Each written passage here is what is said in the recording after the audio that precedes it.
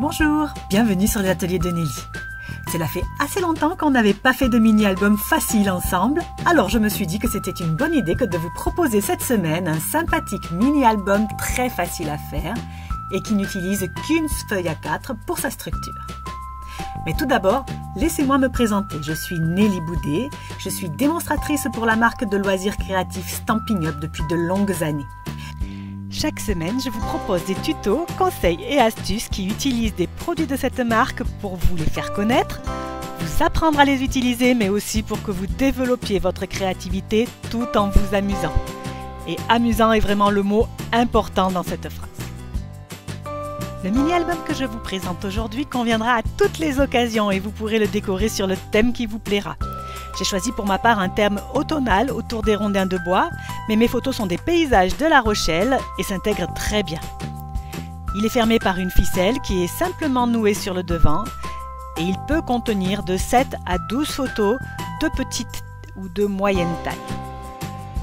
Lorsqu'on l'ouvre, il présente deux rabats. Un rabat à gauche qui s'ouvre vers le bas et un livret en accordéon au centre. Comme vous pouvez le voir, il n'y a pas de papier imprimé dans ce mini-album. Toute la décoration est faite maison et je vous montre comment j'ai fait tout de suite.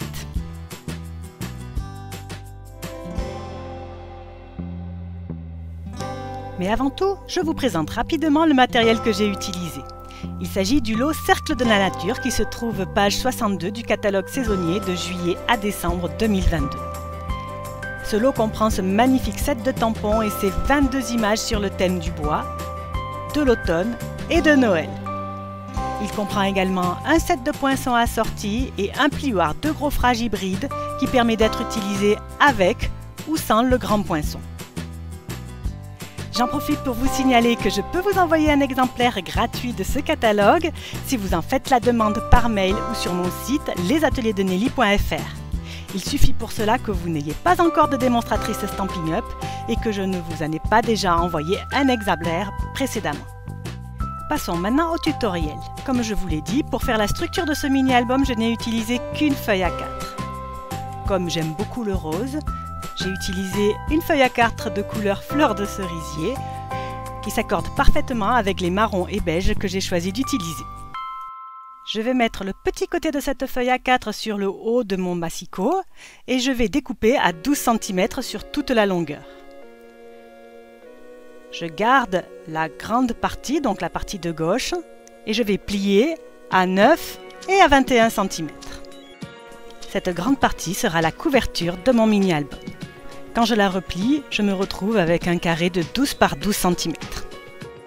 Le second rectangle que j'ai découpé dans ma feuille A4, je vais le couper à 12 cm et le plier à 1 cm pour faire une petite languette d'attache.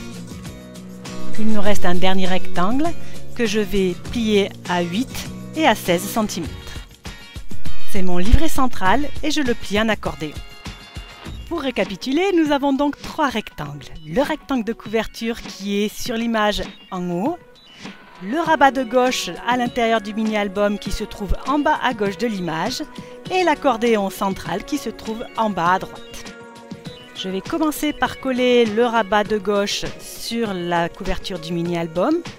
Pour cela, j'enlève les petits coins de la languette de façon à obtenir une plus jolie finition. Puis, on colle sur la couverture.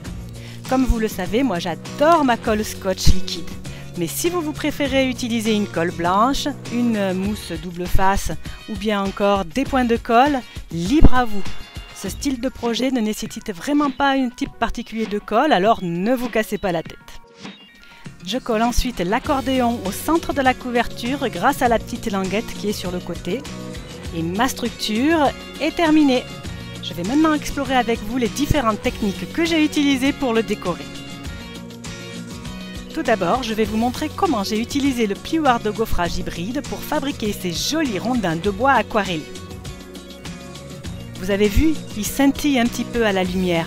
C'est difficile à montrer à la caméra, mais je vous assure, c'est magnifique. Allez, je vous montre tout ça. Tout d'abord, j'installe bien confortablement le poinçon à l'intérieur du classeur de gaufrage. C'est très facile, il est fait pour ça et il se coince parfaitement à sa place. Ensuite, je vais appliquer 2 couleurs d'encre sur la partie bombée du classeur.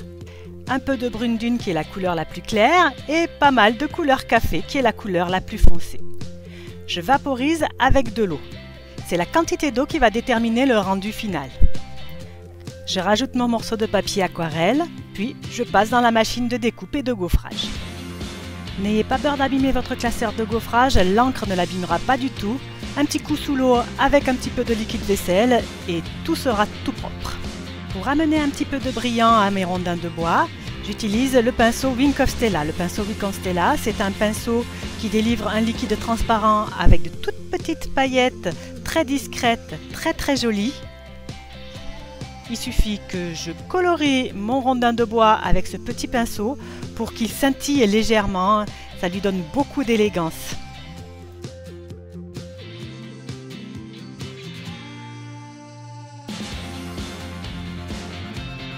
Je vous ai dit que c'était la quantité d'eau que l'on pchitait sur le plioir de gaufrage qui faisait le rendu de mes rondins de bois. Pour vous montrer, j'ai fait deux exemples différents. Les rondins que j'ai faits qui se trouvent sur la droite ont été faits avec peu d'eau. Ceux que j'ai faits et qui se trouvent sur la gauche ont été faits en mettant beaucoup plus d'eau. Donc vous avez vu, ça n'est pas du tout la même chose, mais moi les deux me plaisent. Choisissez la façon que vous préférez, faites plusieurs essais, c'est comme ça qu'on s'amuse. Je vais ensuite tamponner les maisonnettes avec les encres que j'ai choisies pour mon projet. D'abord la façade, puis après le toit.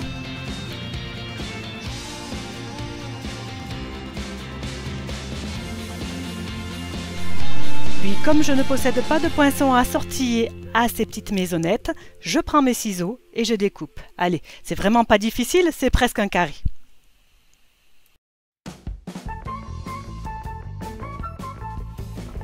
Voilà ce que l'on obtient. Deuxième technique de décoration que je vous montre dans cette vidéo, en plus de l'utilisation du classeur de gaufrage hybride, c'est comment réaliser son propre papier imprimé. Pour cela, je vais embosser les petites fleurs de poinsettia qu'il y a sur le set de tampons sur du papier craft en blanc. Pour embosser, la technique est toujours la même, vous la retrouverez sur bon nombre de mes vidéos parce que c'est une de mes techniques préférées. Il suffit de tamponner les fleurs avec de l'encre Versamark, qui est une encre un petit peu collante, huileuse. On recouvre ensuite cette encre avec de la poudre à embosser. Donc là j'ai choisi une poudre à embosser de couleur blanche, mais Stampin' Up vous en propose dans différents coloris qui sont tous super sympas. Avec un pinceau on enlève l'excès de poudre. Puis on chauffe pour réaliser un joli papier imprimé que l'on va pouvoir utiliser dans notre décoration en le découpant. Et en parlant de découper, j'ai également découpé avec les poinçons assortis à la collection ces jolis petits branchages dans du papier blanc ainsi que dans du papier pailleté spécialité. Il est beau hein, et il perd pas du tout ses paillettes. Et maintenant que nous avons rassemblé tous les éléments de la décoration, nous allons procéder au montage. Je vous montre comment je fais sur la couverture, mais l'intérieur de l'album est fait sur le même principe. Je commence à tamponner les rondins de bois ton sur ton au centre de mon image pour apporter un petit peu de texture à mon projet. Je vérifie pour voir un petit peu comment ça tombe et je rajuste. Puis je colle un carré de rectangle pailleté. Je tamponne ensuite mon papier imprimé avec des images ton sur ton un petit peu plus petites que les fleurs qui sont blanches.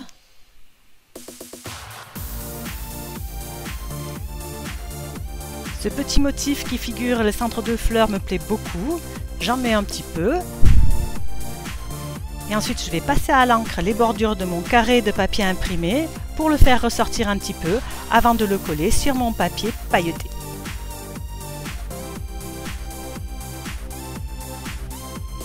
Je colle ensuite deux petits rondins.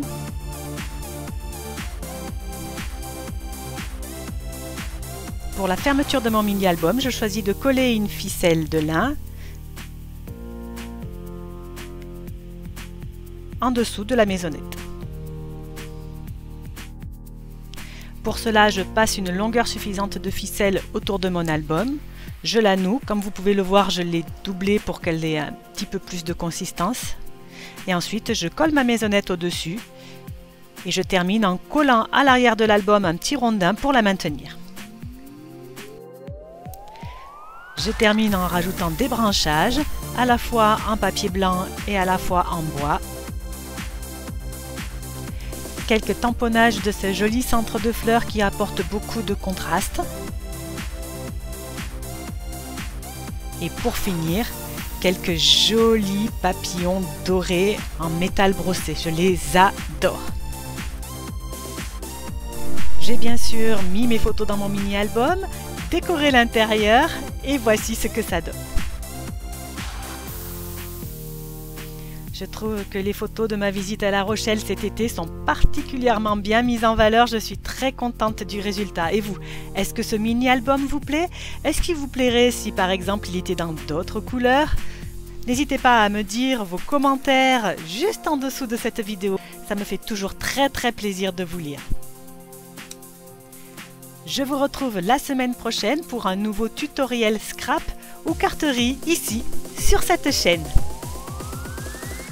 Bien sûr, si vous avez aimé, n'hésitez pas à liker, à commenter, à partager et surtout à vous abonner. Je vous retrouve dès la semaine prochaine. En attendant, surtout portez-vous bien. Au revoir.